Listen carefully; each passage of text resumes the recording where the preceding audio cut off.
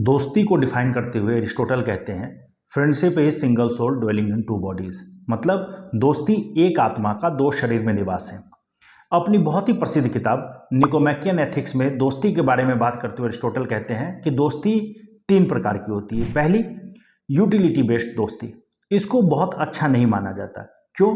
क्योंकि utility based दोस्ती वो दोस्ती है जहां पर आप किसी से इसलिए दोस्ती करते हैं क्योंकि आपको दोस्ती में कुछ फायदा दिख रहा होता है।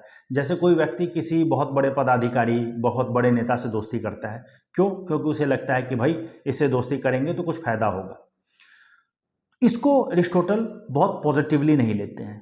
दूसरा जो प्रकार का दोस्ती है वो है प्लेजर बेस्ड दोस्ती या फन बेस्ड दोस्ती। यानी कि आप कोई एक्टिविटी करते हैं जिसमें आपको मज़ा आता है, आपका कोई साथी है वो भी वही एक्टिविटी करता है, तो आप दोस्त हो गए। जैसे मान लीजिए कि कोई साथ में कोई गेम खेलने जा रहे हैं, दो व्यक्ति एक ही गेम खेलने जा रहे हैं, दोस्त बन गए।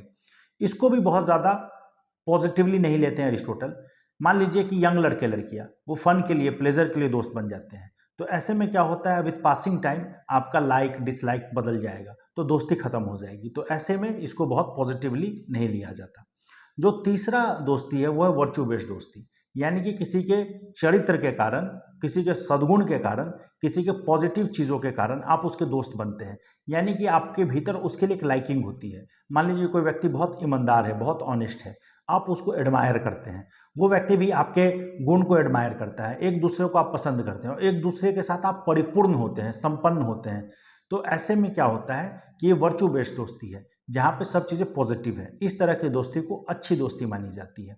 वर्चू बेस्ड दोस्ती जब आप करते हैं तो आप अपने भीतर एक सकारात्मक ऊर्जा देखते हैं। आपको लगता है कि हाँ भाई, आपके साथ कोई शक्ति मौजूद है और दूसरे व्यक्ति को भी यही भाव आता है। तो वो जो परिपूर्णता का भाव है वो वर्चू बेस्ड दोस्ती से ही होता है।